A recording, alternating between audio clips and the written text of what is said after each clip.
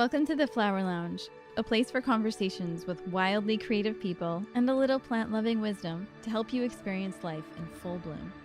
I'm Katie Hess, flower alchemist and founder of LOTUSWEI, and I believe in a world where we're all living at our personal edge.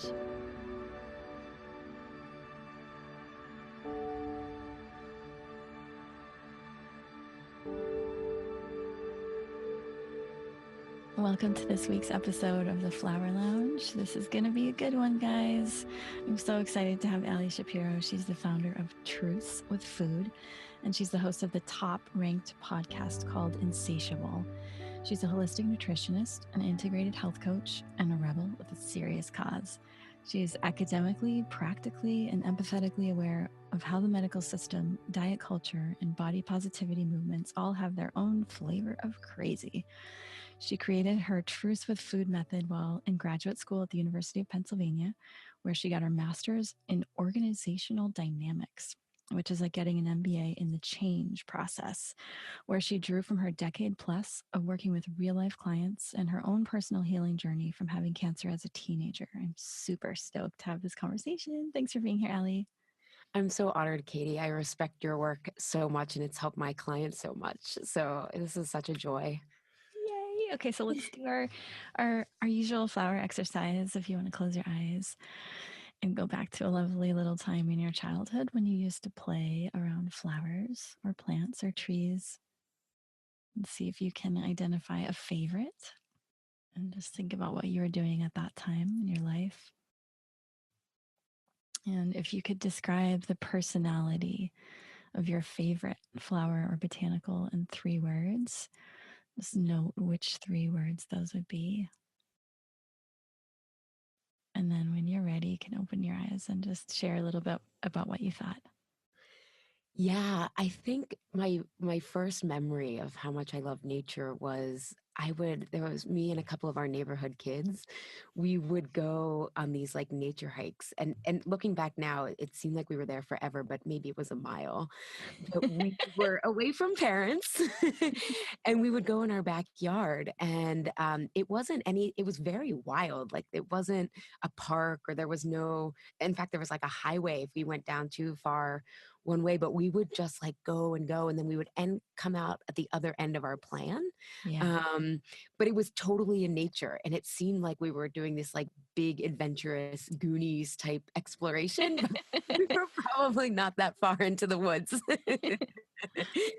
But being with everybody and like trying to find our way. And then there was a little thrill there, right? Like, are we going to make it? And then you come out and you're like, oh, I see houses again.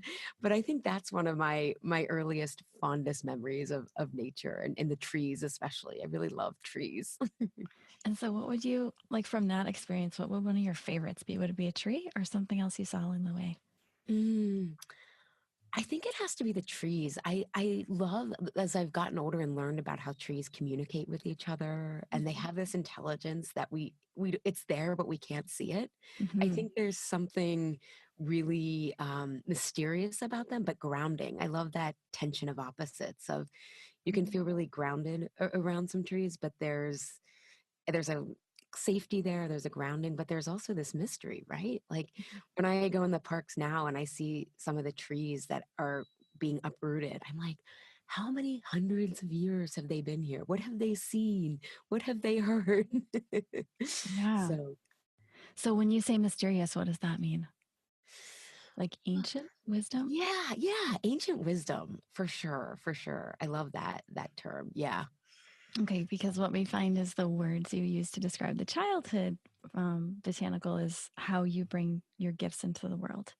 So mysteriously, right? With ancient wisdom and a grounded way and a very safe way, you make a safe space for people. And there's some sort of tension of opposites. Yeah, I love that because I think paradox is where truth is, right? And I tell my clients what we resist persists and what we embrace dissolves. And you kind of have to sink below those tension of opposites to be like, oh yeah, that makes sense. Right. Totally. Yeah, let's talk some more about tension of opposites. Ooh, Where do you see that in your work? And do you want to tell us a little bit about like what's kind of What's got you going these days? Yeah. Well, it's interesting. Well, I'll start with the tension of opposites, and that I think in our culture we have traditionally, I think the ancient wisdom, right, was about kind of going through the pain and being with it and dancing with it, being not always, not it always being joyful, but you had to have a way to discharge it, right? Right. And I think what's happened is we've swung so far the other way of unattachment and detachment and even mindfulness sometimes. When I was really struggling with my own food battle, which is part of what got me into this, I went to this mindfulness based stress reduction course recommended by my integrative physician, who I love deeply. And a lot of why that wasn't successful for me, it works for a lot of people, but it was almost about detaching from your pain, like being a witness to it. And Mm-hmm. I get that can be helpful, but I think we have to do that after we embrace it and be with it and examine it. Mm-hmm. And then we can, once we let the emotion wash over us, we are different as a result, and we can see more clearly, and we can get to the heart of that pain. Mm-hmm. Because a lot of the pain on top is, whether it's anger or resentment, is actually, I almost say it's kind of like if you eat a chocolate, like there's that gooey center of the chocolate, but there's that Mm-hmm. hard outer crust. Mm-hmm. And often the pain we're feeling is that hard outer crust that is preventing us from softening into something that we really need to examine. And when we detach from that, we never get to that center. Yeah, I think compassion is so, so important. Like if you just have the observation and the witnessing without the compassion, like you said, there's something missing. It's the being able to sit with it and just be like, ah, this hurts. It's hard being a human. Oh my God, it's painful for me. This is so painful. And just being able to like sit with that. Like it's hard being human. I always say this human gig is no joke, I always joke that's why we come out of the womb crying. I signed up for this again. But that again is that tension of opposites to me. To be able to sit in the difficulty is strength, right? The softening is strength. And it's this interesting thing, not to name specific names, but we're talking about this at a time where Tony Robbins was just kind of, this video that he did was saying that the Me Too movement was about people being victims, right? And this coming from someone who is a male, is in a position of power in our culture, right? He's white, he's male, he's wealthy, he's telling us what we want to hear. And again, I haven't really studied, like I have never done any of his work, so it's not about that, but it's just about the statement when we can be victimized but not be victims, and we have to be with our pain so that we can see that we can be strong and deal with it because of it, right? Not that nothing bad happened to us. The strongest people I know are the people who've been able to open up to life after going through some stuff, right? Going through the fire. Mhm. And that softness to me is the strength. Yeah.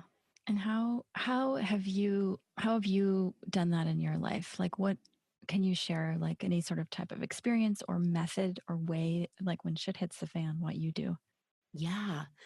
Well, I ran away from it for a really long time, which is why I spent 8 years in school trying to figure out how I didn't know that fighting food was actually about unresolved trauma, right? Like, why didn't anybody Mm. tell me this?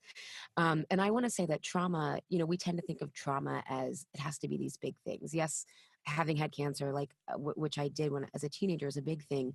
But I'm defining trauma more as any time our needs have not been met when we needed them to be met. And specifically with food, it's around safety. It's feeling safe, not only physically, but emotionally. And part of our health is feeling like we belong, right? That's really important. When we were tribal people, if you didn't belong, you were usually left, and no one, especially in America where we're filming, recording this, it's such an individualistic culture. But the truth is we need each other. And so, in my own life for 18 years, I was struggling with my weight and I hated my body. And I call it truce with food because we use war metaphors in our culture. And those aren't just these aren't just words. Like we literally approach, you know, like the chemotherapy that saved my life was also what was used in an atomic bomb to kill, right? Like it's the metaphors I could go on, but I thought I was supposed to be strong by moving on, right? Like, Mhm. that's what you do. And granted, there were other things there. I was in middle school. I wanted to be normal. I didn't want to be the person who was, you know, throwing up on the weekends and missing all the parties and stuff. Mm. But we often think of these survivors as like, oh my God, you just moved on and all that stuff. And what I actually had to do was go back and revisit how terrifying it was when everything I thought I knew was no longer the same. And as a result, uncertainty in general, because I never went back and healed that at the time. And to the defense of the Western medicine system and compassion for myself, I'm the first generation of childhood cancer survivors. So they were just really happy that we were alive. And I'm Right. grateful for that as Right. well. Right. Right. Now there's a lot more visual imagery support and a lot more, let's look at this.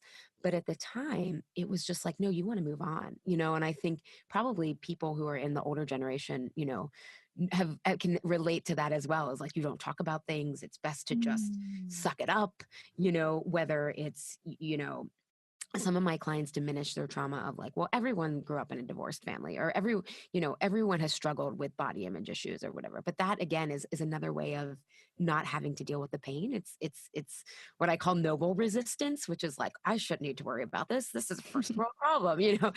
But all of that stuff is to protect us from going into back into the pain.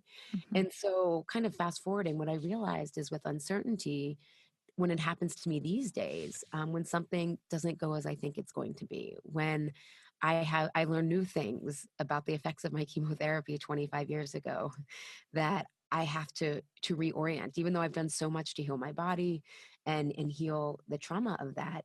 It's rather than reacting right away, it's sitting with it and then knowing my choices. At the time, you know, I was 13 and my parents did what Western medicine thought. And my cancer happens to be very effective with chemotherapy.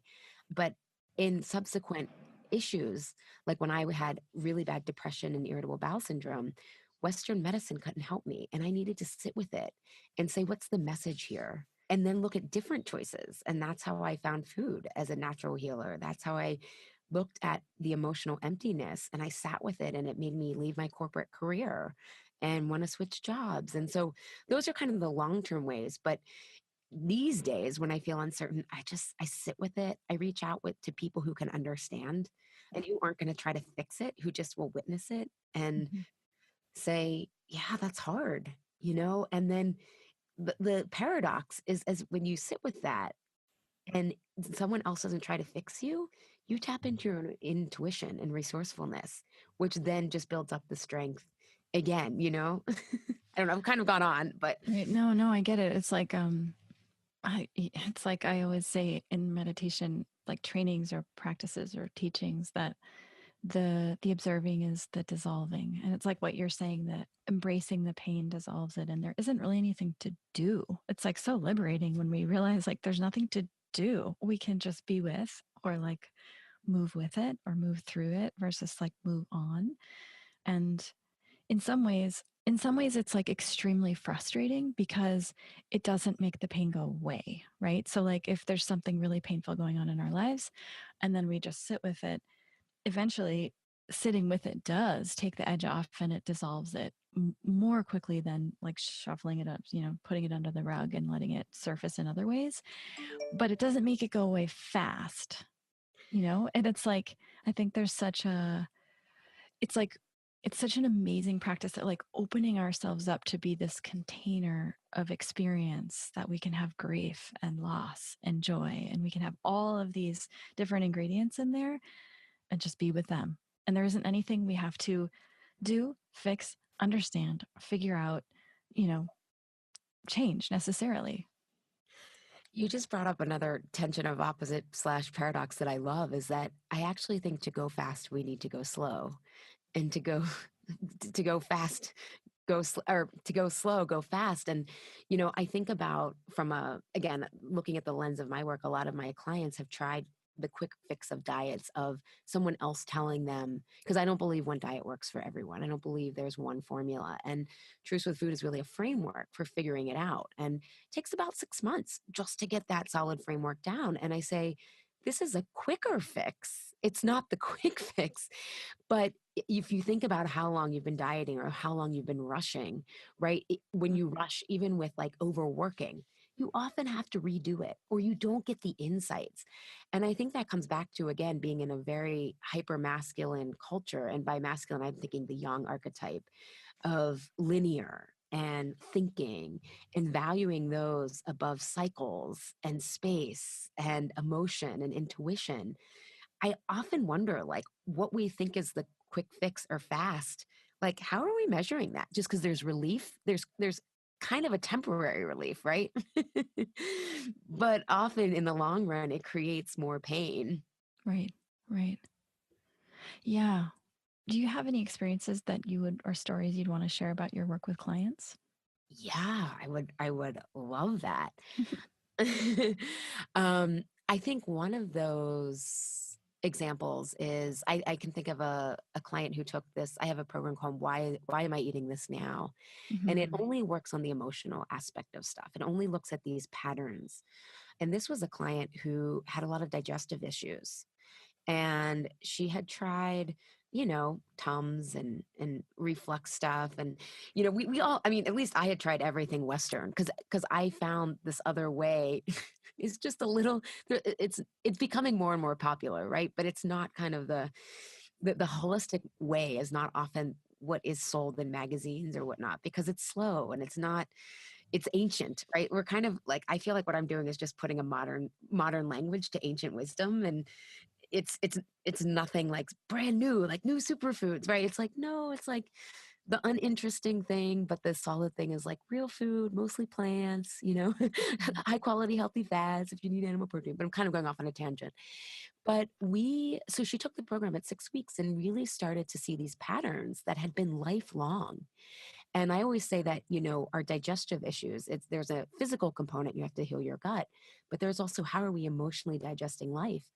And in 6 weeks of just starting to see the patterns and starting to change them, her digestive issues went away.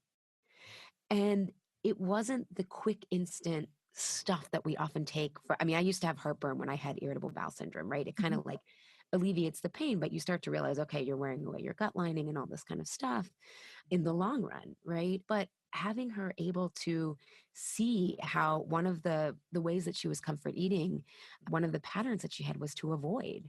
And by avoiding it, it was actually making it more intense and then more dramatic and more hard to deal with, right? And so by starting to just embrace hard things and making different choices, her digestion, she's like, I can't believe this. Like, you're not a GI doctor. And I'm like, no. And sometimes you need to see a GI doctor, right? But I think that we often think that subtle is very profound. I think often we think in America, go big or go home, or push yourself outside your comfort zone. But sometimes pushing ourselves outside of our comfort zone is surrendering and being and doing subtle things, not trying to go all in and gear up for the boot camp, for the 30-day yoga challenge, the 30-day cleanse. Yeah. It's almost like I feel like that's like the opposite direction of the direction we should be going in. It's like, like it's like the thing that's coming to mind is like, the huge like plant medicine journey, like, that kind of thing versus like, what if we just took a little break right now and listened to what the trees had to tell us? Like it's a listening. Like you said, it's a surrender. And subtle things are the most powerful right now. Totally. And you need someone who can champion you in that container, because, I'm thinking of another client. She was someone who came to me frustrated with food, and of course, but when we did her health history, she had a very traumatic upbringing, and then unstable home life, then was moved because of it, and was severely bullied and marginalized. A lot of my clients are marginalized by being bullied, either for their weight or just because it was random. And then she went in and had a health issue, and they accidentally gave her way too much prednisone. It was like 10 Oh times the amount. God, Yeah. so Prescript- strong. yeah. And then she starts having anxiety, and they tell her she has ADHD, and then they put her on birth control. And God. so she's been dealing with these patterns, right? And has normalized them for 15 years. And I start with like, okay, we're going to figure out what your story is. And she was someone who had a hard time around uncertainty because of all the uncertainty that had been very traumatic in her life. And we took like 6 months, but in 6 months, she was down to the lowest ADHD medication. And she's working with her therapist to completely get off of it. She got off birth control. Things that had been troubling her, like sleep, had gone away. She started to lose weight naturally on her own. Mm-hmm. She is feeling things more intensely off the birth control, Mm-hmm. right? Which she like loves, right? Even though we said that that's a bad thing. Oh, you're so emotional. But she had tried. And again, she's like, I didn't know any of this beforehand. And I was like, she's like, I'm so angry now. And I'm like, good. I'm like, this is how I felt when I had tried 4 different antidepressants, all these, heartburn medications, all this kind of stuff. And I said, we have to start realizing that these symptoms are messages, Right. and it takes a lot longer to deal with that. But now she's someone who knows how her body works. It doesn't see it as a deficit that she has these certain diagnoses, but has moved through them tenderly, subtly, yet so profoundly. Like her life is completely different now. And even the effect of feeling so much more powerful in your body is starting to think like, she's now thinking like, does my career need shifted? Is this like what I want to be doing? And that took 6 to 8 months to get there. But the results in that 6 to 8 month time frame were beyond what she was really looking for. Mm-hmm. And I think of a lot of my clients are struggling with depression when they come to me. And yes, we need to heal their gut. But when we look and balance their blood sugar, but when we look at the emotional stuff, if we look at depression as a message, it's like, oh my God, there's some things that are out of alignment here. And Mm-hmm. when they start making these subtle changes, they work with their doctors to get off their antidepressants, but within a year, they feel so much better Mm-hmm. than they did on antidepressants, and their life is different, and they have the skills and tools now to deal with hard things. And that source of depression or that emptiness that they've now filled is one of the things that they're most proud of. But Right. it takes time, But but it's it's like it's like what you said. The slow track is the fast track. It feels slow, but it's in the slowing down and the alchemizing and the letting everything move around in that container that it's actually quite fast. I mean, if you look at like a chemical reaction, right? It's pretty fast actually. And you're just basically sitting in one spot. So you allow that reaction to occur, right? yeah.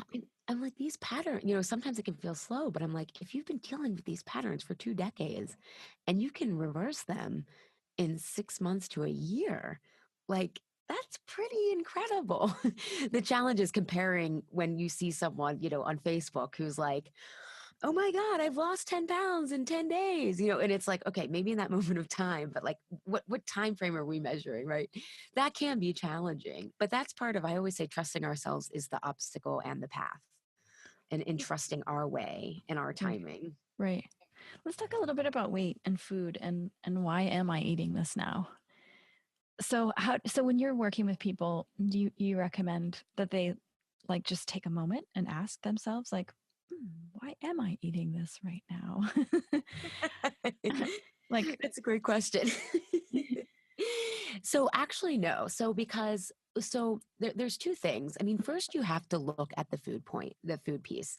In our extreme culture, we lose nuance, right? So the diet culture says it's all about the food and willpower, and then the holistic side of things say, oh, it's only about the emotional stuff. And the reality is, it's both. right, How you feel influences what you choose to eat, and what right, you choose to eat influences how you feel. definitely. So with the food start is I actually do experiment. adults, right? A lot of people aren't living in their bodies. And we use your flower essences in my programs, and it's such a fun, joyful way for them to get back in their bodies, right? The senses that they have when they spritz those. And I give in my programs, people get like as a gift gift, they get I pick based on intuition what I'm feeling, but then everyone follows up. They're like, I ordered like 10 of those. I love them. And part of the magic is they're getting back in their body in that presence. But I give people food experiments on the food aspect so that they can start to see, I'm going to feel this in my body, right? In our health world, we tend to say, oh, if you eat well, you're going to live 10 years longer, but that's actually not really inspiring for adults. But if you can tell them, hey, you're going to sleep better tonight, you're going to feel better, you're not going to crash at your computer, like the incentive starts to come internally. And that starts to build trust that, hey, my body's not broken, I'm not broken. And about 50% of emotional eating is actually people not eating the right things for themselves. They think they are because they've listened to experts. They've listened to a lot of trends, right? I mean, diet trends are like fashion trends, right? They come and they go, and we think we're doing something so new, but it's like, okay, it's kind of like when I found yoga in 1999 in Boston in a YMCA basement. And I said to my mom, I found this cool new thing called yoga. And she's like, Ali, I did that in the 60s. I was like, you did? She's like, yeah, it's not really new. And I was like, oh my God, I had no idea. I'm 19. Thousands of years old. Yeah, exactly. But then in terms of the emotional stuff, a lot of the things that people are taught is that it's about the food. How can you resist the food more? Don't go to a party hungry. Take a deep breath, breathe, back to that mindfulness-based stress reduction course. They gave us raisins and we were supposed to taste them and enjoy them. The problem is when you're eating I call it eating out of alignment, because sometimes you want to eat something junky. Who cares? That's the one time you do it, is not it's when there's shame and you keep doing it, is to actually slow down that, what we call the automatic pilot, or that compulsive drive. And so what we look at is what I call the auto eating spiral. And there are 4 components to that. There's a trigger, there's and all of this can happen within seconds, or it could build all day and why people eat at night, or it could build a whole week and then you go on the weekend. But there's an emotional trigger. For the one client I was telling you about, uncertainty was her trigger. For some of my clients, it's inadequacy.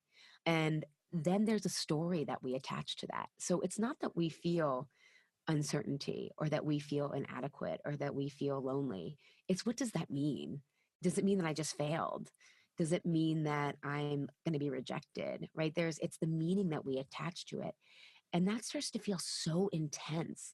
And then we have a stress response because we feel wrong in that moment. And again, this happens very slowly. We slow this down like week by week because it's happening so quickly.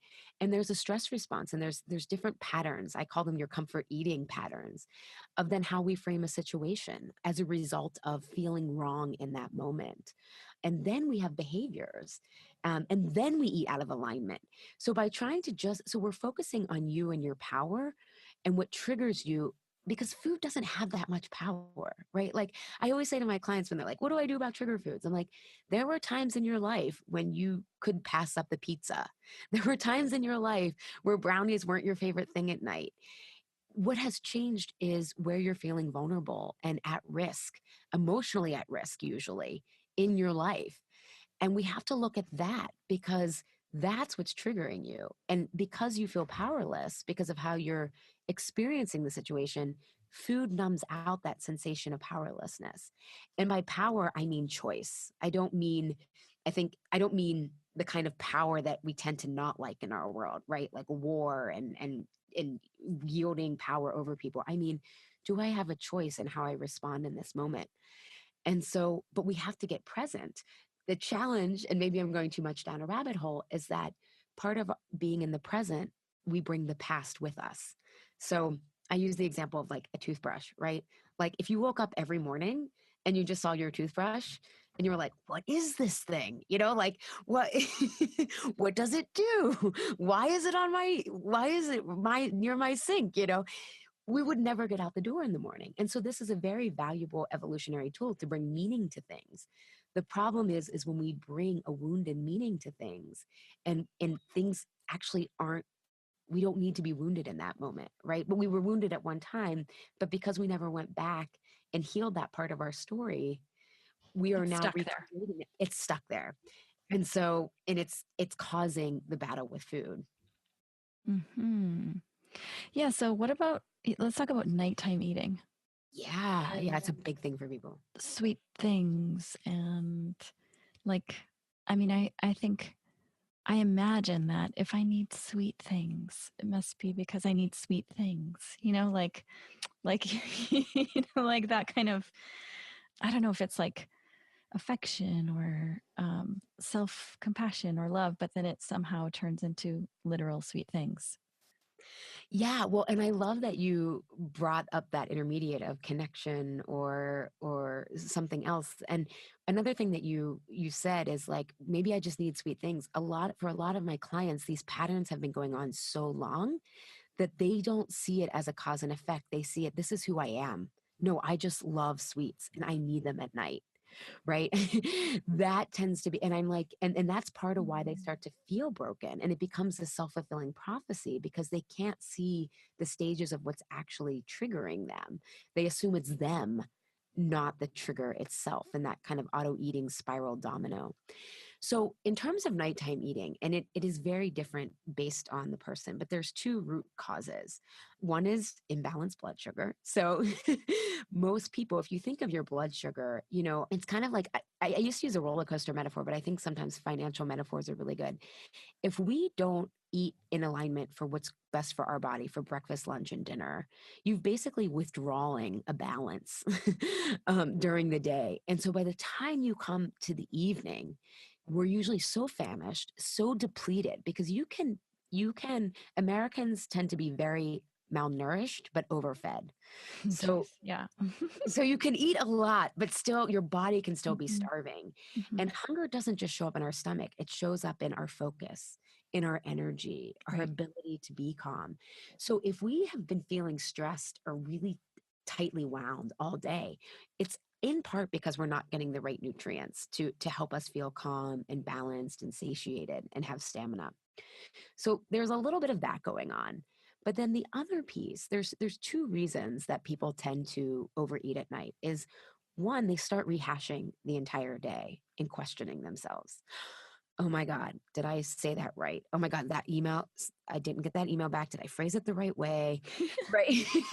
And this is where I say most of my clients, they think they're self-aware, but it's more self-conscientiousness and Mm, self-consciousness and mhm, self-criticalness, right? mhm. And we confuse that for self-awareness versus why am I feeling this way? It's like, did I do the right thing? Or, oh my God, I didn't get that back, or I'm not doing enough. Or some of my clients come home and they're like, I have so much personal stuff to do and I'm depleted. And so they eat to procrastinate on that stuff, right?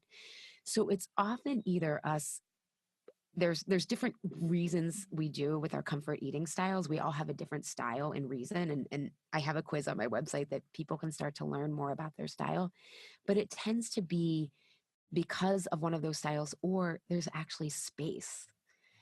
And all of those emotions and those sensations that we've been running from start to come up in that space. And that's when, some people, it may not be eating, it may be Netflix, it may be social media, right? But I joke kind of social media is like a dopamine factory, right? It's not until we compare ourselves and then we're like, oh my God, this is awful. But it's helping us from not feel that down feeling or from all those intense emotions coming up. And so what we resist persists, and it often comes back in such an overwhelming way that if we can learn to be with it in the moment, it can actually strengthen us rather than weaken us when we are running from it. Yeah, and I think things really quickly become patterns. I notice you know, if I'm like, oh, I'm tired, I need a break. Oh, I'll have some. I'm like a huge fan of chocolate. I eat so much dark chocolate. And I love chocolate too. that's like the one thing that I just like I let myself have as much dark chocolate as I want. Which is like in some ways liberating. And then in other ways, you can develop patterns like I noticed just recently, like, oh, interesting. I'm eating sweet things like right before I go to bed. And because it's like the only window of time for me. And so I actually like what you said about why am I eating these things? Like, because sometimes things become so much of a pattern and very quickly. Like, you might eat something today, and then by tomorrow at that same time, you're like, where's that thing like I had yesterday? And then, like, 3 weeks later, you're like, oh, I have this extra little jelly roll around my waist. Like, where did that come from? Oh, right. I've been eating like stuff before I go to sleep. Like right, you know? But I love what you said about like, it would be kind of nice to stop and ask, like, why am I eating this? Like, is it because because I haven't eaten breakfast for how many weeks? Or is it because something's going on internally? Or is it because I need a break and this is the only way I'm like allowing myself to have an hour to myself? Is there something else I'd rather be doing with that time? Like, Yeah, and knowing what questions to ask, I think, is really important, because some of the big questions that people are given in this food freedom world is like, well, is it worth it? And it's like, well, in the moment, yeah, it really is. It really is worth it. But it's worth it usually because of these patterns that have been building all day. And I love your example of dark chocolate. If we want to look at things energetically from a traditional Chinese medicine standpoint, chocolate has dairy and sugar in it, and that's very expansive. It's the yin archetype, right? So if this is the only time we have to ourselves, it's going to overcompensate for how little space, right? It's a really potent, now like 1 or 2 squares, who cares, right? But if we feel out of control with it, it's serving some other purpose and metaphorical purpose. And dairy is very mothering, very yin, right? It's giving us the oof, space, right? I can't do dairy. It's Me so either. Sometimes I take the hit, but cheese is hard for me. Like, of all, I'm gluten intolerant. I don't miss gluten, but sometimes cheese, man, it's like, oh, I do love it. But for some people, ice cream at night is huge for them, right? Yeah, Even yeah. so, but it's that, and when it starts to become a habit, it's grounding, it's a ritual, Mhm. right? It's getting us back in our bodies because we're taught to unattach from them, unattach from our sensations. I remember a yoga teacher that I really admired when I lived in Philadelphia said, she no longer taught the Bhagavad Gita in yoga, or because it was written by men for men. And it again, and I think of the Buddha as a man, and all of even our spiritual traditions are influenced by this male lens of unattachment. And again, the masculine archetype of unattachment, discipline.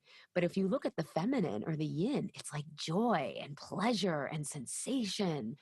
And most of our spiritual traditions aren't influenced by the feminine. And Mm. after she told me that, I was like, oh my God, this is why the body is thought of as like, you need to discipline it versus embrace it and ride the wave? That's kind of really big picture, but it translates into using food to get back into our bodies, because that makes us feel grounded. I mean, our bodies are our home. Can you Mhm. imagine never feeling like you have a sense of home? Right, right, right. Yeah, and it'd be nice if we have that like time of the day when we need something, we could maybe like flip it on its head and give ourselves that all throughout the day. So like if I'm craving something sweet at night, I remember I used to go to see this Chinese medicine doctor who would give me like a tincture of sweet herbs to take throughout the day. Or I mean, maybe it's something as simple as like having a cup of licorice tea that's just really sweet. Like throughout the day, it's like you're giving yourself that sweet. Like you're over like you're not waiting until you're just like super depleted and you just need something. It's like I'm going to do this every couple hours. I'm just going to like lavish this on myself cuz I need it. Yeah, I think a really like practical tip for people is to pay attention to transitions. They tend to be when we get the most depleted. So like coming home from work to evening, or when we're about to go to bed, or even like going from a meeting to an event. That tends to be like, I use the word depletion a lot with my clients. Those tend to be like, oh my God, am I doing the right thing? Am I gearing up? And often, even after meals, we don't even take the time to transition. We just go right into things. So I think like like when you're ending a meal, doing something like tea or even decaf chai. Chai is really good for Mhm. helping with sweet cravings. Adding more bitter flavors are also really good. But if you have, but if you have like a hot drink, to like help you in those transitions, and notice the transitions and notice that you want to be more resilient as you're heading into those. And sometimes just taking 15 minutes to like ground yourself again, like getting away. Again, a lot of clients are like measuring productivity in terms of time spent. But if we like, what if my outcome, like if I take 10 minutes to even get outside and like get some sunshine on my face, like what replenishes me, I think, is a really good question for those transition times. And Mm-hmm. also using licorice tea or decaf chai if it's after, after lunch, because caffeine tends to take a long time to get out of people's systems. But using sort of something to transition out of meals and to transition using a hot beverage or something grounding that will replenish you during the day, then you kind of come with, you think of a battery, you come into the evening at like 50% and you can like make the healthy choice, versus if you're coming in at like 20%. Like everyone has a different threshold that, like, I always tell my clients, think of yourself as a battery. What threshold are you like, I am not making the healthy choice. Like I am just going for it, right? Because if you are super depleted, the food's going to give you energy to get back up to that level. So that's another thing people can start to do is like, think of yourself as a battery, like that, like battery level. And like, what is your threshold? Whereas if I get below that, like I'm going for the sweets and the chocolate, versus if I can prevent that during the day and come into the time that trips me up. Because for a lot of people, for you, it might be before bed. A lot of my clients, it's from work to home. How do I make sure I'm fortified before that? Because life is really energy management more than time management. Yeah, I think it's really common these days that we're not fully in like nourishment mode. Like I really love this idea of like how can I nourish myself all day long? Like if it's like spending the extra money even though it's expensive to go and get that juice, green juice because I didn't have enough time to have vegetables, and so I'm just going to like this is what my body needs for nourishment right now, or I just need a 5-minute break right now. I'm feeling overwhelmed. I'm going to go sit outside for 5 minutes. Like what is it that we have gotten into this spiraling habit of depletion? And it's like, it seems interesting that, there aren't as many micronutrients in our diet. So we are literally physically, probably in some ways depleted, needing more vegetables and things like that. And then we have this emotional habit of not necessarily just like totally like giving ourselves as much nourishment as we want. It's like, like, how can we flip that so that, like, from morning till night, we're like, oh my gosh, aromatherapy oil, yummy. This smells so good. Oh, wow. I feel like a little, like, 5-minute break for hot tea. I'm going to do that. Ooh, what else do I need right now? I need to go jump around and dance for 5 minutes. Okay, I'm going to do that. Like, how do we get ourselves to like flip into nourishment? I love that. I have a couple of ideas. I think first we have to redefine what nourishment is. Again, I think in our perfectionist culture, which is really about safety, right? Looking safety, perfectionism drives this all or nothing, right? So it's like we think nourishment is going away to a spa for a week, and people are like, I did so well eating there. And I'm like, well, all of your stress was gone, of course, like that's not what, if you have no stress, you can. But I think remembering that subtle is profound, and that we just need those 5-minute breaks. It doesn't have to be all or nothing. And I think the second thing is redefining what nourishment is. For a lot of people, stress builds up because we don't reach out to a friend when we need to, when we're struggling, right? Like even just like a 5-minute call, or getting out in the sunshine, right? Which is free, right? It's these like basic things that we tend to really struggle and feel depleted when we don't feel like we have a sense of belonging, right? At work, in our communities. Like we go on, take social media, for example, right? We're feeling stressed out or depleted, and then we go on there and we compare ourselves to that. And it's like we think we're like we're giving ourselves a break, but we're really comparing. We're taking this mental frame to social media, versus what if I actually just called a friend and said, hey, how are you doing? It's like kind of like so 80s. I mean, I grew up in the 80s, but I mean, but like landlines and stuff like that. But like doing these subtle things that actually give us such an energy boost back, or even doing nourishment can be having a big to-do list and just focusing on one of those things, right? Like like cutting your sense of Yeah. what nourishment is. Like, I think self-care has to deepen into this. I'm going to be compassionate with myself. And compassion is hardcore, right? Like, to get off of, if I have a to-do list of 10 things, which often are self-imposed deadlines, and say, I'm not going to keep up with the Joneses, metaphorically. And I'm going to go with my own timing and my own rhythm and have my natural resting point. That was a big thing where, I'm running Truce with Food right now. And one client was like, I've always just gone by my to-do list rather than turning into my own rhythm and having a natural stopping point. And I think we start doing this by tuning in. Again, often because we're self-conscious or we're self-critical, we're like responding to everybody else and Mm-hmm. their needs. And that's part of the comfort eating patterns sometimes, is kind of accommodating what's happening on the outside world. But I think we have to stop with, what is my agenda for the day? And not in a selfish way, right? We tend to think this is like a win-lose situation, but tuning in with ourselves and even identifying what we need. I had one of my clients start doing that, and she's like, this is revolutionary. She's like, I've never stopped to tune in to say, what do I need here? It's just kind of like, I'm saying yes, I'm keep going. I'm just like reacting rather than strategizing. And so Totally.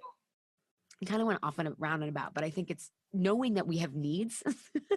The Yeah. body has needs, right? Like plants and flowers, we need water, Yeah. sunshine, deep It's breath. pretty simple, isn't it? I mean, it's like these days we're trying to do so much. And I love what you were saying about social media. Like, I have that feeling often of, oh, like I'm going. And then I'm like, I pick up my phone and I'm like, oh, I'm just going to lie down on my bed for like 10 minutes and just check Instagram and see, like, what do I need to answer? What do I need, as if that's a break. And then I catch myself like, oh, I'm doing this to like take a break. This is not a break. Like, actually, I could do nothing, like less, down to like, I could just lie here and do nothing. I could just lie down and do nothing. And then, like, to your point about what do I need? It's like, okay, I need a break. Is social media going to help that? Or like, I'm hungry. Am I really hungry or am I just thirsty? Like, maybe I need a glass of water, but I'm just eating something because I feel like my body needs something, but I'm not taking a break enough to be in tune enough to know that actually it's water that I really need. Yeah. And I would say that's part of the reaction, is we take the first answer, right? Of like, oh, I need chocolate. It's like, wait a second, let me just, and I always tell my clients, like, sometimes, as we're reducing the tension and by transforming this auto eating spiral with them. So in the beginning, they're still going to overeat or whatever. But I'm like, if you can stay with that discomfort for like one more minute than the next time, you will start to get amazing insight. You will get layers and deeper understanding. So sit with it, give yourself the space of, what do I need? And I love that you brought about social media, because I had this huge like aha for myself. And it doesn't mean I get it all the time, but I would go on social media when I was already depleted. If we think about that battery metaphor, Totally. and it would hook me into the exhaustion that I was already feeling. Mm, And so it was kind of like, oh, let's just keep this up because I'm really comfortable running myself into the ground, right? A right. lot of my clients, they Right. feel nervous when they have energy left, because they're like, what did I miss? Right? What have I not figured? Like, why do I still have energy today? But I realized that if I can do social media, actually, when I have energy left in the tank, I have more agency or choice over it, because I'm not depleted. So I can look at it, not feel bad. I don't compare. I'm just like, I'm doing this here because it's kind of like the difference of 8 hours sleep versus 4 hours of sleep, right? You're like, oh, life looks so different on 8 hours of sleep versus 4 hours of sleep, right? So if you are going on social media with a battery of like 8, right? It's like, oh, I'm happy for these people. This is exciting. And then I can leave it, versus if I'm already exhausted, it's like just feeding into that downward spiral that is just, we end with overwhelm and just like exhausting ourselves versus having a healthy lens on it. I don't know. Is that clear? Yeah. I mean, what's really clear, I think, is that in this culture right now, we are heavily into depletion. And it's become a kind of relatively comfortable place for us to just run ourselves into the ground. And it takes some considerable effort to soften into allowing ourselves to receive a little more. Yeah. And I think it's, a lot of the work I do with clients is changing to a new identity. And we have to be willing to leave the productive, busy, identity behind. And that is one metric, but I always encourage my clients, let's pay attention to actually the outcome that you want. What if you can get what you want, the success you want, and all that stuff with, I always use the samurai example. Like the samurai knows exactly when to strike, right? He or she is not flailing along and just like punching and choking it like every time. It's like, no, I'm going to read the energy and my intuition and like, be very precise and use precision. Right. And I think we can do that. I mean, there is so much going on right now. I don't want to dismiss that the world is in transition, one big transition right now. And we can make our days a little bit more graceful and easier on ourselves if we can realize that busy isn't the main metric. It's like, what are my outcomes? And it may take me, quote unquote, a little longer, but am I going to enjoy the process? And ultimately, isn't that what's rejuvenating? Right. And I think also that it's a big lesson to take in what's good for me is good for other people too. Like we tend to run ourselves thin doing things for other people.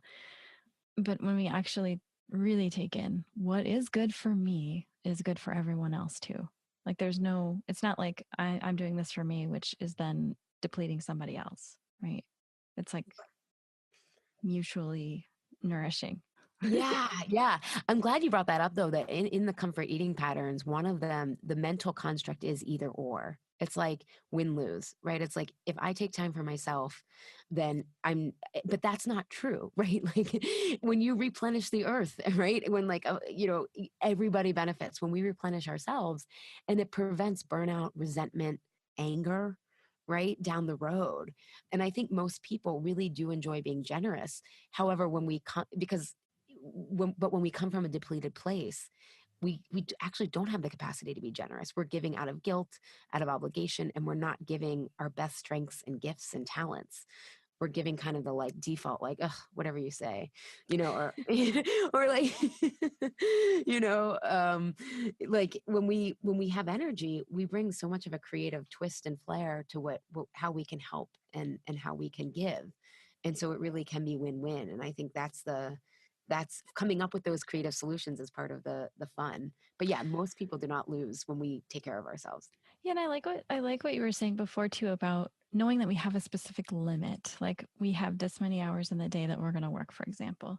So then it really pushes you to prioritize. Okay, what are those one or three things that really absolutely are the most important, and what can I just let go of?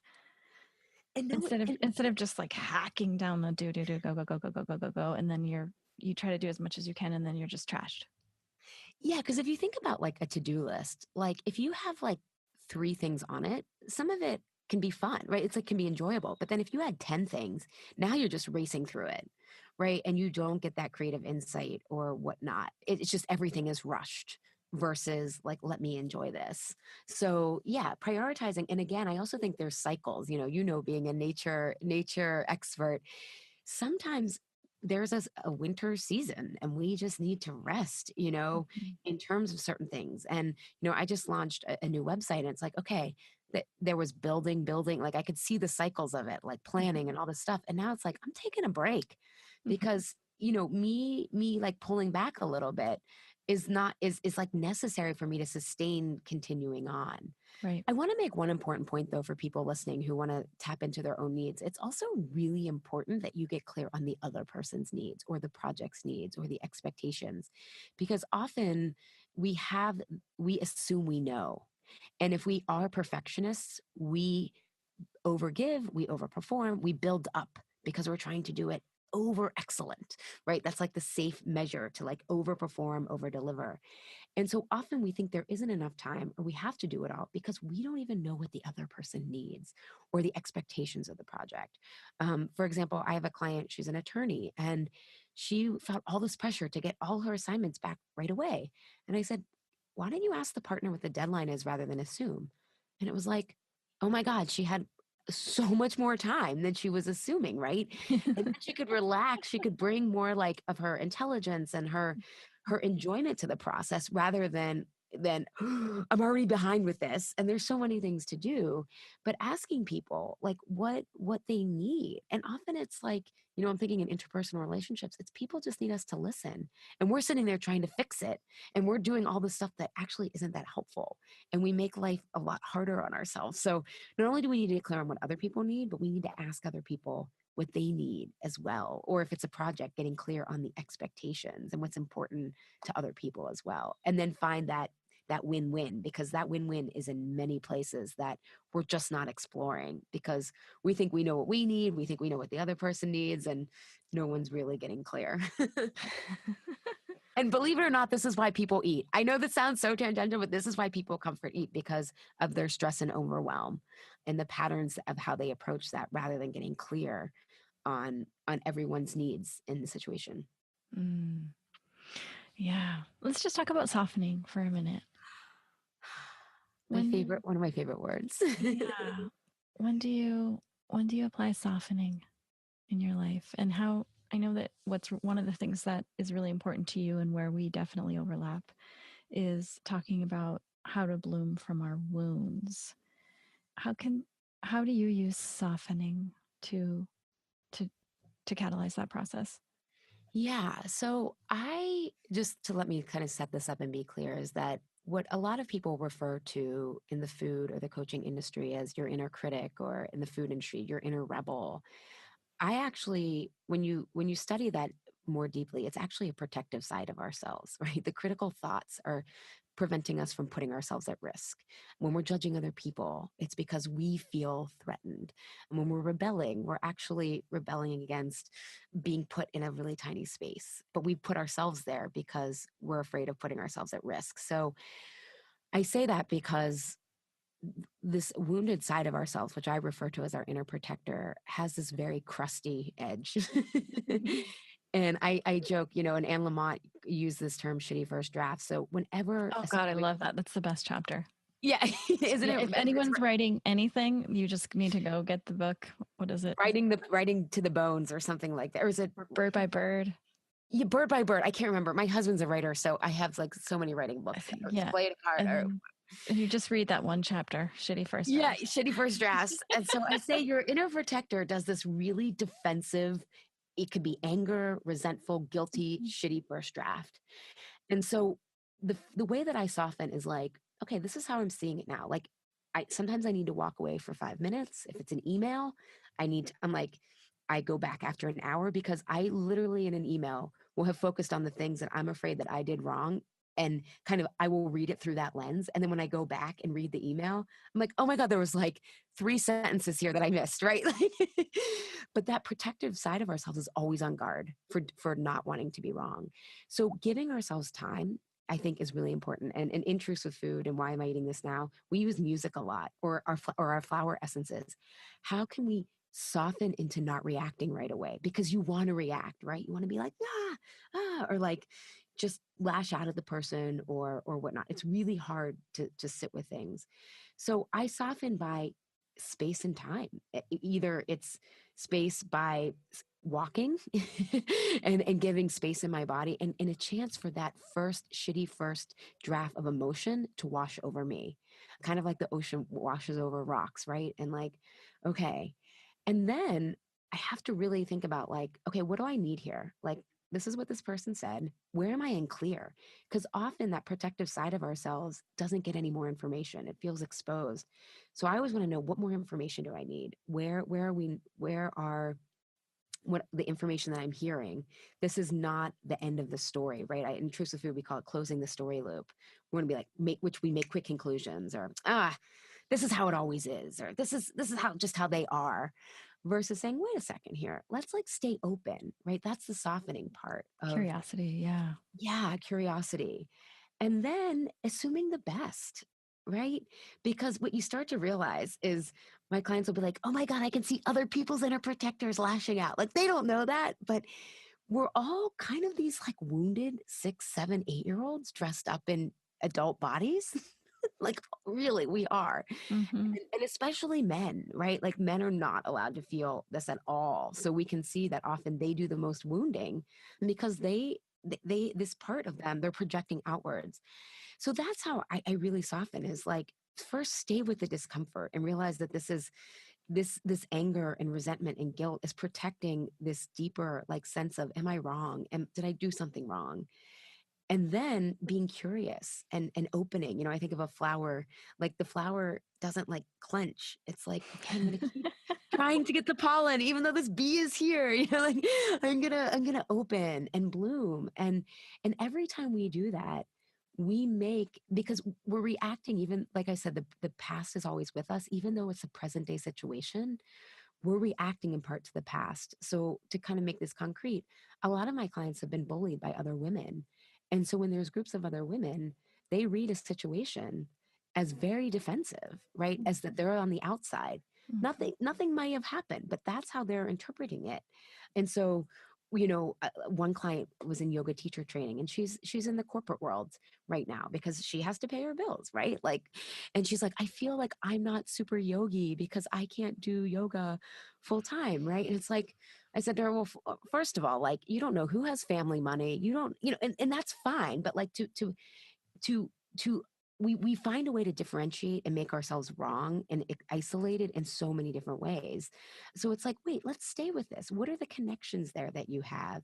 You guys are all yogis. You have a lot in common, and that's softening into this, is like, even though I'm not where I want to be, part of me is reacting to this situation because I was bullied and I was ostracized by girls way early on. So I'm bringing that past experience to the present. And so softening is like, what is true, what isn't, what's in the past.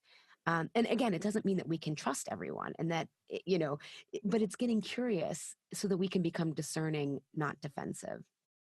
Yeah, I loved what you said about space and time. I think that's such a commodity these days, and so often, like even just with text culture, we feel like we've got to answer right away, and we have, in some ways, with social media, so much more access to people than we did before, and we're not used to waiting to see, until things pass, and so I think that can kind of clamp down on the opening that allows you to get to the curiosity, right?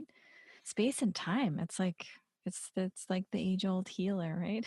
Yeah, it is. Sometimes it takes years for things. Totally. And what's interesting is some of my clients, especially, I think the older we are, right, the more, especially as women, we weren't taught to have needs.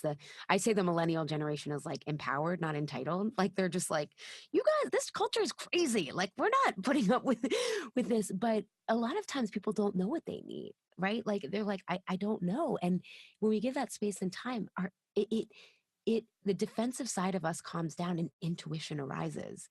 And that's why I always say to my clients, like, you are your best expert.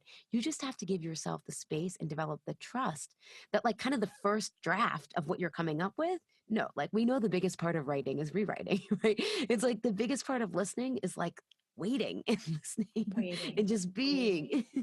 It's such a good skill, just waiting, right? It's a really good skill because I think oftentimes what happens too is we'll have the two voices. Like there's the whatever the suffering is going on, the pain or the loss or the longing or the soft part, like the soft suffering. And then you have the, like you said, the bossy one or the defensive one. Like, really, are you thinking about that again? Like you're on this again. Aren't you over this? Like, haven't we gone over this like how many times, right? And then you've got these two battling parts of you. When if we could just soften into like, oh wow, there are a lot of different parts, and like they all have their voice, and there may be a whole other answer that lies within the space of waiting.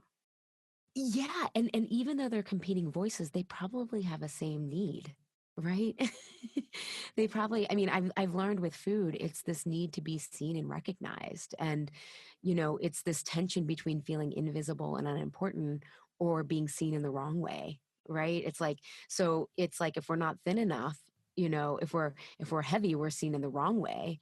But then if we're not pretty enough or thin enough, we are unimportant and invisible. And so, but it comes down to, even though that's the metaphor of our bodies, it comes down to having needs, and it being okay to have messy human needs. Like, like that, I was talking to a client the other day, and a Mm. friend of hers invited another friend for coffee, and she was like, she called her up, and she was like, hey, like, I feel bad that you don't ever want to have coffee with me. And the friend was like, oh, I'm so glad you said something to me. She's like, I just had coffee with the other friend because it was closer by. It has nothing to do with you, but like that protective side of ourselves makes up a story, right? But by her saying like, okay, you're doing this, really, like you're not going to invite me, or and then but having this need of like, but I really want to go to coffee because at the end of the day I want to have a connection with you. And so it was still that need to have connection and belonging. It was just masked in this like really protective side of ourselves that is comes across as very defensive and judgmental, not only to other people but also ourselves. Yeah, and I think sometimes we can diffuse things by just making space for what it is that we need, and not that we always necessarily have to get it. We don't even have to get it. It's more like, wow, I feel like I really need this, and acknowledging it and recognizing it and realizing it. And then the actually getting of it becomes less important because we just acknowledged it. You just said the $1 million point. Maybe a billion with inflation, or trillion. What are we at? Yeah, that's what I often say to my clients. It's like what you start to learn is you don't even need things to go your way. You just need to know that you were seen and witnessed, and that's often half of it. I mean, a lot of times we do get our needs, but it's just like, oh, just that you heard me and I felt heard and seen, and that I mattered, right? Well, and I Um, think that we so like so often we don't do that for ourselves. Like witness ourselves, look at ourselves in what it is that we need and have that be okay. And then also have it be okay if we don't get it. yeah, because we're resilient and we'll find something else that we need. Right, because it's almost like, oh, I don't want to admit that that's what I really want, because like, what if I don't get it, and I probably won't get it, and so I'm just not even gonna like look at that, right? Yeah, I do think there's a difference between needs and wants, though. And that I think the need, especially around belonging, to be seen and witnessed, and to first, to your point, we have to belong to ourselves before we can know. Belonging to me is an emotional intimacy connected over values. And if we don't know our own values and our own needs first, it can feel very empty, right? It's like we may have a lot of relationships, but we can still feel alone, right? Loneliness is not about if people are around you. It's like, do I feel connected? But then there's wants. And I think that's the fun part of the mystery of like, we think we want something, but like, really it's about who do we become in the process, right? So it's like, Mm-hmm. like I wanted to bring, I wanted there to be a better option for people who were really struggling with food than the options I had. And it's like, what I have created that, but it's like, who did I come and become in the process? And I could have never imagined all of the things that would have unfolded, and the wonderful people like you that I have met, and the network that I have. It's like, that wasn't even on my radar, right? It was just like, I have this want, and I want to be able to like dedicate my life to it. So I think there's kind of two different processes, but we have to start with what we need, because when we start with what we need, that totally reorients us. Because when we have that sense of belonging, especially, I think then we develop the courage and the bravery to go after what we want, because you do need to feel like, you have that tribe of people. I mean, even me, this is like the Truce with Food is so out of the box, and I started to get so much more courage once I had more clients who were like, this is amazing, right? Like, and I want to do this. Because for me, I was like, does anybody want to do the hard work? Like, I was really like worried about that. I was like, this is challenging. And like, Yep. does anybody really want to do this? Like, I wish I just could make green smoothie recipes. And we need people to make green smoothie recipes. So I don't mean that like, that's just recipes, and that side is just not my calling. But as my clients were like, no, this is relieving. It's tough, but it's worthwhile. Then that gave me the courage to like go out more and more. So it's kind of a tangent, but I think knowing our needs really influences us in Right. a new direction. Yeah, and I wondered, so for people, for listeners who are just like, okay, give me the lowdown on like, give me like your top one or two or three things for comfort eating. Like, what are you like, list out, like, what do you tell people? Yeah. Well, so I always like, I sound like a broken record on my own podcast. Like, you need to learn how to balance your blood sugar. And most people like are not eating enough fat. Like if you're craving sweets, especially after a meal, that's usually a sign that you didn't get enough fat at your meal. And again, I often see too a clientele that has like, you know, their health has suffered the most under the low fat craze. So there's a lot of people who do really well on low fat diets. I just don't happen to work with them because they're We just succeeding. need fat for our brains. Exactly. Exactly. And it makes food taste good and all that kind of stuff. So I would say for comfort eating, believe it or not, try to get more healthy fats in for starters. And then the second thing is I think what we talked about is like in transition times, because they bring up a lot of uncertainty, you know, whether you're going from a meeting to say like, did I just say the right thing? Now I have all this work. How am I going to do this? Or you're coming out of a meeting and you're like, I don't know how to do this, right? Really giving yourself something that's going to replenish you so that you don't deplete, whether it's 5 minutes of music or, I mean, research shows that 15 minutes tends to be the best increment. It's not so long that you'll skip it, but it's also long enough that you'll get a little bit of that space and time we've been talking about. Mm-hmm. And then the third thing is really, I think, becoming more self-aware of our patterns of how we respond to stress and overwhelm. And I have that, it's a totally free quiz on my website that people can figure that out, because my process is so much about self-discovery. But once you know that one pattern, that's your main pattern, you can start to, and in the quiz, I give you tools to start to recognize your needs based on that pattern. So I think that's the third thing, is start to become aware of, how am I responding? How am I seeing the situation? Versus, you know, there's stress and overwhelm lead to comfort eating. And I think an important kind of concrete nugget is that like about 80% of our stress and overwhelm is perceived conflict that we can really resolve if we get out of seeing our patterns as like, once we can resolve our patterns, which is what the comfort eating quiz is about, is to see how do we see conflict and how do we move through that in terms of stress and overwhelm, right? Because when we say we're stressed, there's a conflict between what we feel our capabilities are and what's being asked of us. And so we move into different modes, and the quiz can help people get a lot of enlightenment and insight into that. And So that's those would be easy to find on your website, the quiz. Yeah, super easy. If you go to alishapiro.com, and then it also / I think it's comfort eating style quiz. What are the most common triggers that you see? The most common triggers I see for people are when they feel unimportant, like in a meeting, like when they suggested something and people, you know, it's like, that's a big one. When people feel uncertainty, when things come up unexpectedly. And then the other big one is self-doubt of, I should know how to do this. I should, you know, I'm thinking of clients I talked to this week. I should know how to do this computer program. I should know how to set up my computer. You know, all these things, even though it's not their domain knowledge, like I should know this. So that self-doubt is also a really big trigger. And then loneliness, you know, a lot of nighttime eating for people, they're by themselves. So those are some of the, and depletion. So many of my clients are like, I can't believe how so much of this is that I'm just tired and I am using carbs to just give me energy to keep going. Yeah. So is that helpful? Those Yeah, several. definitely. And then just for my curiosity's sake, have you noticed, or what have you noticed using flower essences in your work? And have you seen any specific, like really related things be alleviated by flower essences? Well, in conjunction with the program that I do with people, they just say like, you know, and I should say too, my clients, we are like skeptical of ease, right? We're like hardworking, like something's easy, I do not believe you, right? Like we pride ourselves on hardworking. So I always preface this with like, ladies, like I do not trust ease except when it comes to these flower essences. You know, I'm like, Katie is magic. And they listen to your podcast episode and they're like, we love her. And I'm like, she's is wonderful. I'm like, she's the real deal. Because sometimes, you know, people portray something online and then they're not quite the same. And I'm like, she is like Mother Earth and like so wise.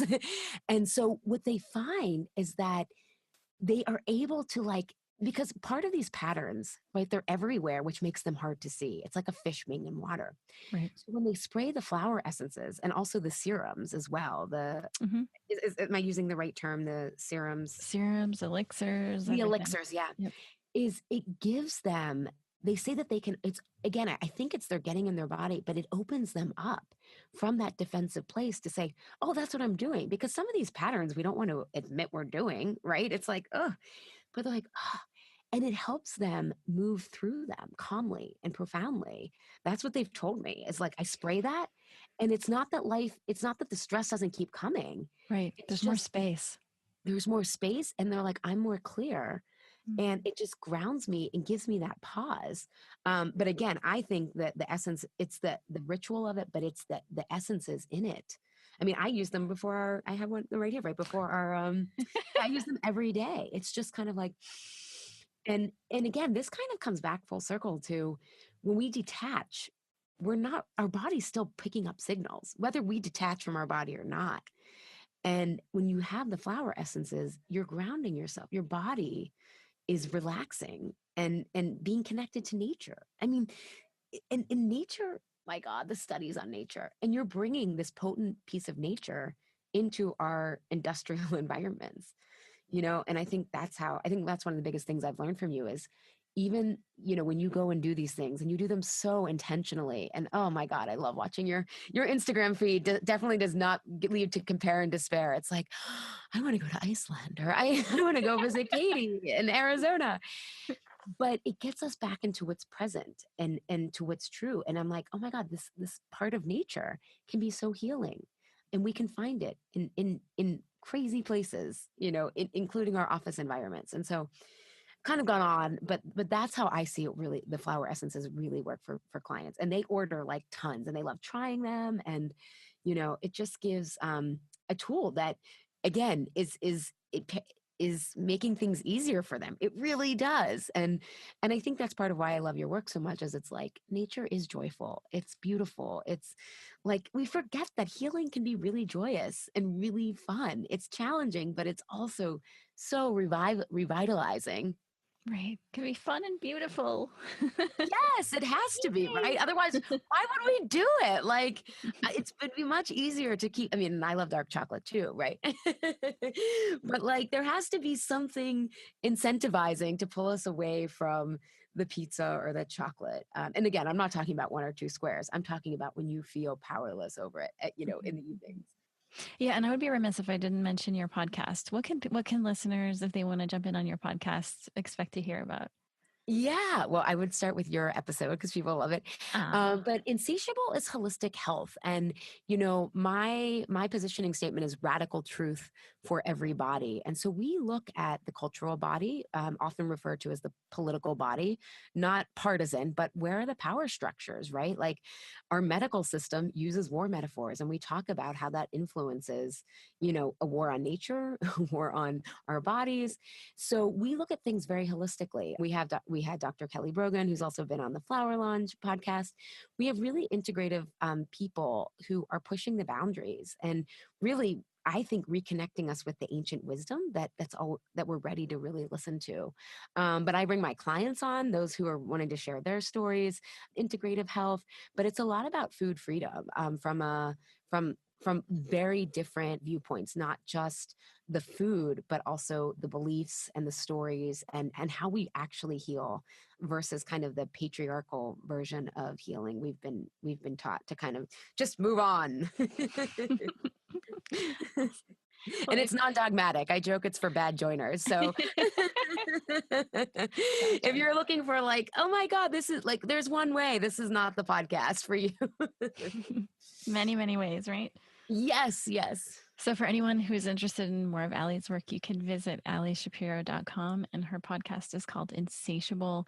And just to wrap it up, Ali, is there anything that you find yourself sharing with people? Like, what's that one message that you find yourself sharing all the time, or any last little nugget that you'd like to leave us with? Yeah, I want people to know that they are a wonder and not a widget. I know it sounds very, very random to wrap up on, but this process of healing and being present and getting back into our bodies, you start to see how wonderful and amazing our bodies, which are part of nature, are. And we've kind of been put into this widget mold of whether it's calories in, calories out, or just take this medication or just do this formula. And it's like you're missing out on the mystery and the beauty and learning who you can become. And so I just hope everyone realizes that you aren't broken. You don't need to be fixed.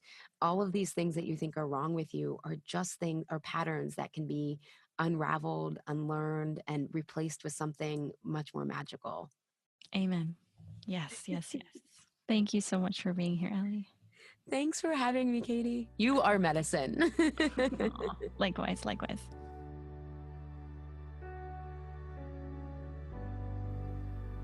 Thank you so much for listening to The Flower Lounge. I'm Katie Hess, and we'll be releasing a new podcast every Wednesday.